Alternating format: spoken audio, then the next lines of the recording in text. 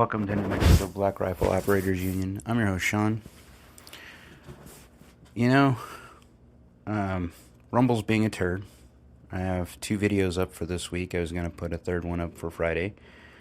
No one's watching them. Or not, you can't really watch them because they're not monetized, so you're not getting to see them as much. They'll drop as they normally schedule they are, but just so you know, if you check out the video version of the podcast. I'd like to see that get better, but I digress. So like, share, and subscribe. Rumble, if you are so inclined. This is a full-on week since the story dropped about the Farmington PD showing up to the wrong place. Story's evolved a little bit. The owner of Three Rivers Brewery has come out and said, hey, I had an incident similar to this where PD showed up to the wrong address, and you still haven't corrected this. So he was basically calling out FPD and their training schedule as a concerned citizen, like he should. Give the man credit for for when people do the right thing. In the world of the 2A, it's been interesting that some weird cases have dropped in Wave 1. It looks like we have national statute now that's in favor of anyone who's so inclined to use cannabis products. They are now, it looks like the opinion ruled in that case that you can't be held liable for using cannabis. We got to have more case law, and another case has got to go in there before they actually say this. But this, if you haven't noticed or known, on a Form 473, they ask you if you are a habitual user of any prohibited substance.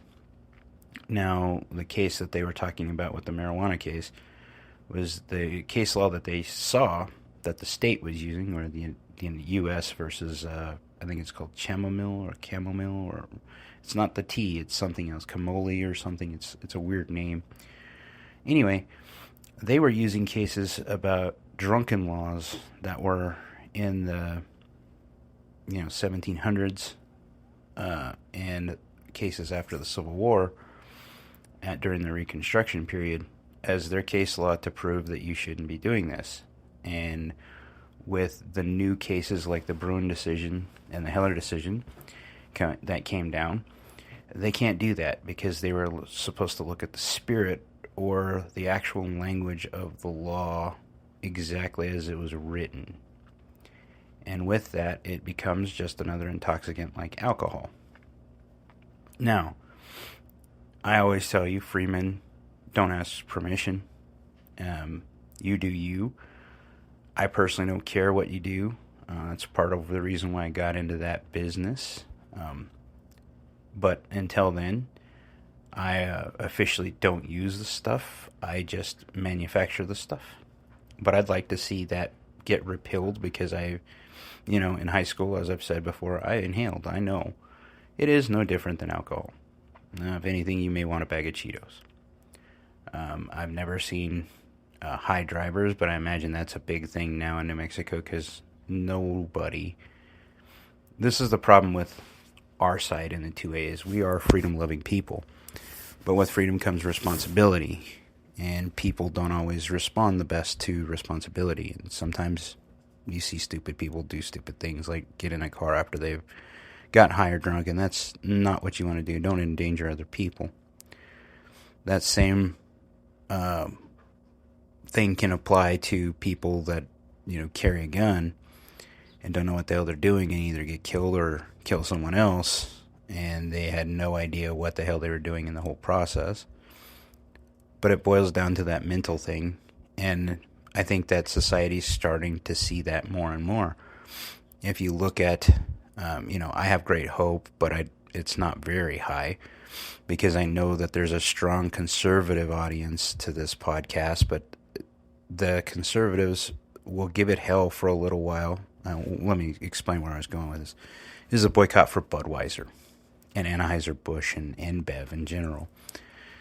I have great hope because it's costing that company a lot of money, so they're going to have to reevaluate what they did. And a lot of us who, don't ever drink Bud Light because, well, it's Bud Light and that's crap beer, and there's a lot of better craft beer out there. Craft beer, not crap beer.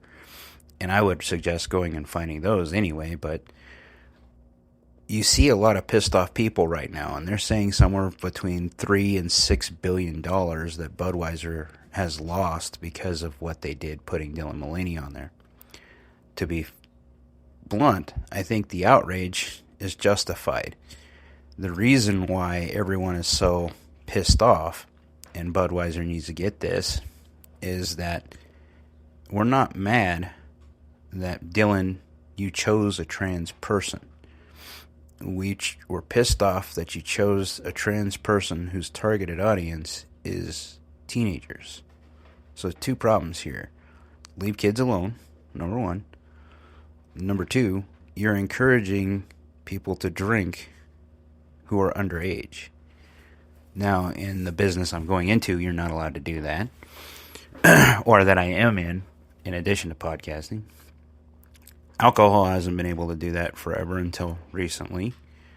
And cigarettes, if you remember the whole Joe Cool stuff, he went away. Joe Cool was a Camel for Camel cigarettes, and people threw a wall-eyed fit because he supposedly attracted young kids to smoking.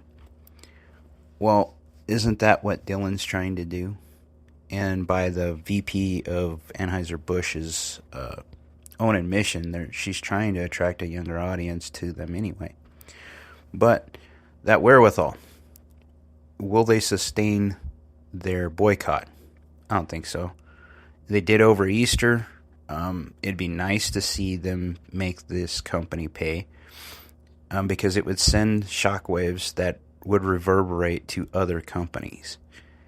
And I say that because I've asked for, and so has a lot of other people, a lot of other podcasters and YouTubers and gun tubers in general, have asked you to put your money where your mouth is and back companies that actually support what you believe in, especially at the 2A.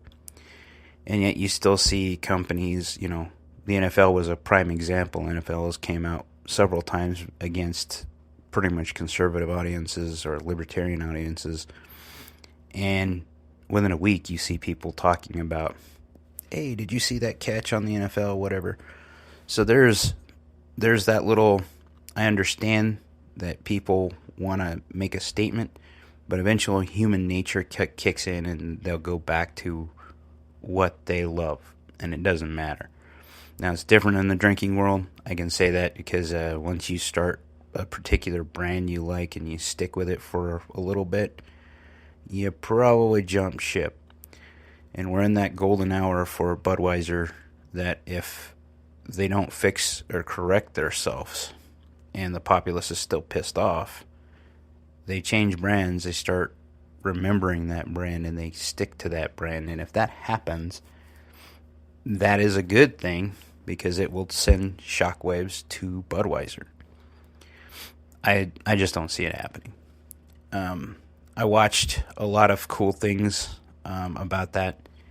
Tim Pool, I have admitted I'm a fan of his, but one of his videos got over 1.5 million views the first day about this, and it means that is more important to independent voters than what I thought it was. Now, why does that reverberate with the 2A? Is because those same target audience that likes beer likes that beer probably likes guns, especially in the South. And if you think about that, if those people can flex those muscles for that, why can't we start flexing our muscles? And I mentioned this on yesterday's podcast. Why can't we flex those muscles on those businesses that are targeting us in the 2A? We've not done any of those things that Dylan's trying to do to get younger kids into it. The left and the government likes to say we're trying to egg on younger kids to get into this and become mass shooters. That's not the case. Usually in the 2A, we try to teach our kids because it's how we were taught. And we're trying to keep the traditions alive and trying to teach them how to be responsible gun owners. And that's one thing that we see a lot of in the 2A is that there's a lot of responsible people who are just too quiet and not enough into the action part of what you have to be. And unfortunately, in the 2A nowadays, you have to be active in this. And you have to be able to put your money where your mouth is and back organizations or companies that are with us. Or we're going to lose this freedom. And if you don't believe me that we could lose the freedom that we have, look at Washington State. And I talked about Washington State in a previous podcast, but the draconian measures that are going on there are going to reverberate nationally. Because if they were successful, and they are, because they got them passed their House and their Senate, and now it's on the governor's desk, that's a win for the left and a win for the anti-gun people. And what they'll do is use that as a template to oppress the rest of us. Now, the actions you can take right now are limited. We're not in an election cycle. So you can write your reps and you can write your senators. If you're in New Mexico, that'll probably get you the same effect as if you talked to the wall, because they were pretty much all elected by Albuquerque, Las Cruces, and Santa Fe. So if you're anywhere else other than that in New Mexico, you're kind of hosed. They're not going to listen to you, and they're going to back whatever the governor says, and specifically whatever the Democratic Party is going to say. Democratic Party is not going to compromise on this. That mask fell a long time ago. They will, however, let the murderer who just killed someone back out on the street versus you who carried a gun legally and were tied up somehow for something else. And they are going to use that as an added way to add a sentence to your, I think they call it a sentence multiplier, so that they can multiply your sentence so you're in prison longer. If you look at what else has been going on in the 2A, there's a lot of things that we're winning at that it doesn't look like. Number one, the pistol brace thing. We're about 90 days, 95, maybe 100 days in to the rule change that the ATF just arbitrarily made. They did by fiat without going through Congress. And Congress the House specifically, looks really pissed off at this because it's beyond their scope of what they can do. Something like this has to go through the House, and it has to go through Congress in general just to pass to make law. It's never been a thing where we were supposed to allow executive agencies to go ahead and make law. Now that's been surpassed by the EPA. It's been passed by the ATF. The FBI seems to be able to spy on whoever the hell they want, whenever the hell they want, all based off of those fine little lines in between the law that we've given them power to. We need to get that power back. The best thing I've seen to fight this is put your money where your mouth is and to simply peacefully non-comply. New Jersey, I use this example often because it's one I know very well. Not because I'm from there, but I've heard about it, and I've seen the papers on what's happened. They had a magazine restriction ban a couple of years ago, and a total of 4 were ever turned in. Nothing else was.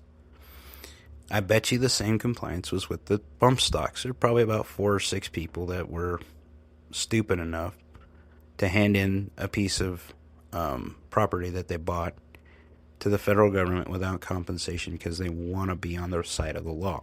And that's where we need to change our thinking.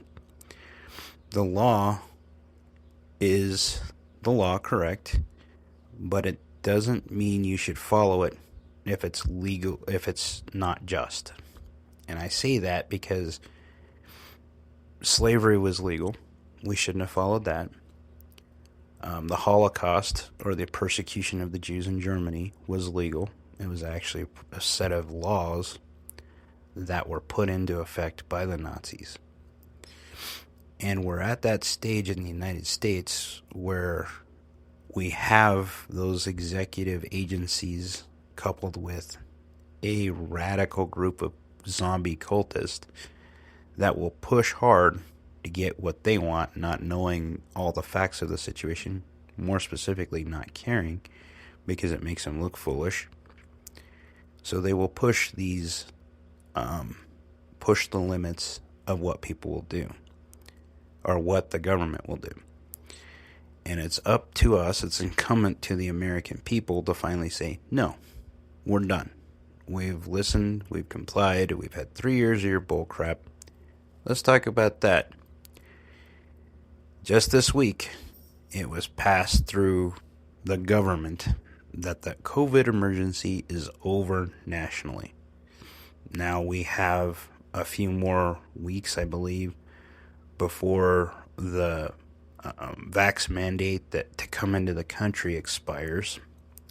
But that should show you how wholeheartedly they have control of everything. That we're 3 years plus before the federal government removed that stuff. We were 3 years plus before our governor in New Mexico removed all those stupid emergency powers. Anytime we give emergency powers to the government, you should expect some restriction, if not total restriction, of your personal freedoms.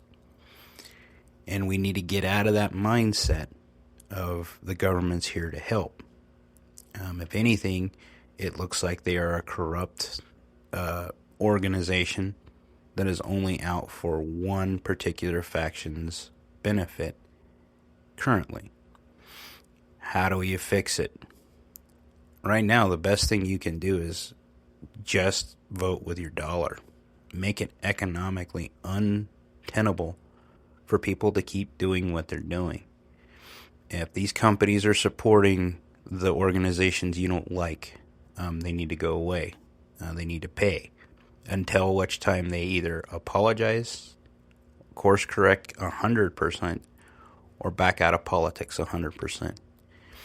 And with that stupid ESG stuff that's going on, this is where you're going to see stupid people like Budweiser come out and do what they did, because it gets them other points for that equity part of that ESG score. If you don't know what ESG scores are, it's equitability, social governance, and that's what it is, social governance. So what they mean is that these social issues matter. And in the poll, if you're going to get capital from the government or you're going to get capital from a bank, they have this score for some banks and some entities that they rank you on your social governance stuff. And that is where they're trying to get that public-private partnership that people like Glenn Beck have talked about. It's basically taking the capitalist idea and putting it on its ear in favor of the state using capitalism, or crony capitalism is the best way to put it, that gets around law. So if they can't do it by law, you can have a corporation do it and say, no, we won't do that. That's why you saw so many people turn over things from Facebook or whatever.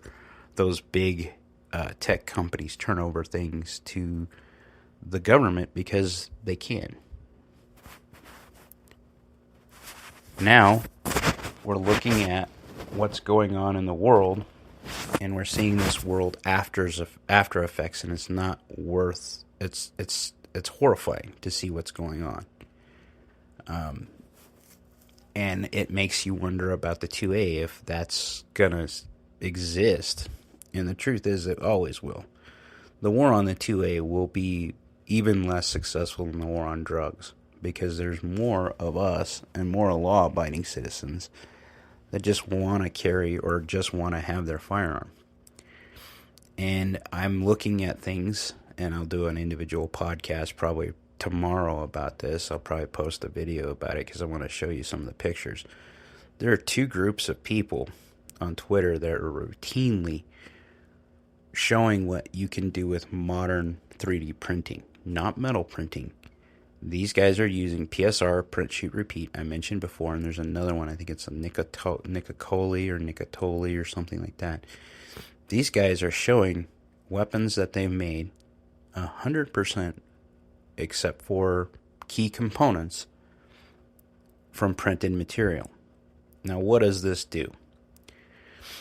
For places that don't have the 2A, that are being oppressed, this is the United States basically being able to airdrop arms into them so they can do something to defend themselves. In places like the United States, it's a way of saying that the government has lost control of this a long time ago, and technology is advanced, and that there's no way you can get past this. There was a point in time that a 3D printed gun would be very dangerous in your hands. Now some of these, if you look at what they're printing now, are MP5s that are functional, 100% functional, have thousands of rounds through them. You have AK-47s now and AK-74s that are made from parts kits that the explodey bits, the trunnion, specifically the front trunnion, is still metal, but the gun was printed around it. The rest of the receiver was printed around it, and it was put together. And with this, they have functional weapons that are on par with steel manufactured guns, where they're shooting thousands upon thousands of rounds of these, and they're 100% untraceable. Now, people will say, that should scare you, because that means the bad guys can do that. Well, in a free society, anybody can do this, and it's up to us to keep a free society peaceful by being armed, by the state actually going after those people that are going to perpetrate bad acts instead of going after their populace. And this is a safety check to show even the United States that there isn't an amount of gun laws right now or restriction that is going to ever solve this problem, because technology has advanced in such a way, and it's democratized because you can get a 3D printer, and material science has improved in the first, in the iterations that they've made new materials that are stronger, better, that you will not ever be able to ban a firearm. Because what will happen is people will find a way to manufacture them anyway. And you can't tell me that there aren't some stupid people in the K-12 schools that haven't made maker spaces, and there isn't some smart, enterprising kid that found some plans, and the teacher was too stupid to know what it was, and they printed something like a Glock switch in those inner cities. And that's why they're seeing more of them, is that people have learned how to get past the law, simply put, by using the technologies that they have at hand. And that is such a powerful thing that the government has looked to restrict those items from ever being made. They tried to ban the files, but you can't, because that violates our First Amendment, freedom of speech. Knowledge is power. You can't ban the sale of said printers because they're pretty much just normal 3D printers, and other people use them to make toys and other additive manufacturing things. I've seen some cool stuff during the COVID stuff. My kid's mother, she was helping the hospitals make pieces for respirators that were hard to come by during that crunch. So there's some innovation there that the government doesn't even know what they're dealing with. And that is something that I think is marvelous because it fully democratizes technology, and it democratizes this particular thing to the average person. That's why they're pissed off at the AR-15. The AR-15 is one of those pieces of equipment or tools that puts us on the same footing as your average cop or soldier coming to knock on your door. And it is really untenable for either of these organizations to use something as heavy-handed as a drone strike in the United States. The federal government hasn't been able to do that yet. But if we're not careful, those laws can be rewritten, and then they can do it in the United States. I personally think there will be an outcry from everyone else, not including the left, if they ever do that, because a drone strike has collateral damage, and we know that because of the war on terror. There are millions of people not around the globe that aren't living now because of what the United States has done with drone strikes. There's a lot of terrorists that went away because of that, but there's a lot of people that were affected by that, a lot of civilians, and we probably made a lot more terrorists because of that type of action. And I think that democratizing that technology pushes that envelope enough to where the federal government gets desperate and they want to figure out how to get around that. So they look for other methods to control you. If you look at what's going on now in the monetary system, it looks like we're getting ready either for a recession or an outright depression. And there are limited runs on banks right now, and I'm not going to scare you and say get all your money out of your bank right now, because if you do that, you're just going to egg them on to allow them to get that power over the banks, and you will cause a banking collapse. And a banking collapse, an absolute banking collapse, not one or two, not three or four, not some of the bigger ones, but you get enough of those banks to where they all collapse and run on the bank. And then what you end up having is the federal government will have to step in with that digital dollar that they've been egging to try to get into, because they won't have a choice. They'll have to do something to secure the American psyche of the American people. To that end, I would tell you to be as self-sufficient as you can. A garden is a marvelous thing this year. Anything you put in that for work, you will reap out and benefit for how long it sustains you. It's an interesting time. I've had discussions online with different people who are wondering if we're actually in a civil war. And I'd say, yeah, we've been in a civil war for a few years now. The difference is we're now seeing this fifth generational civil war evolve into new battlefronts.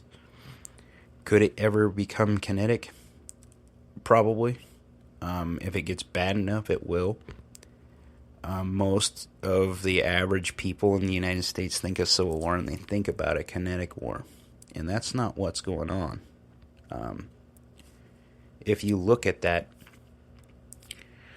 the fundamental battlefield we're fighting on the Civil War, the American Civil War right now, is for the soul of the United States.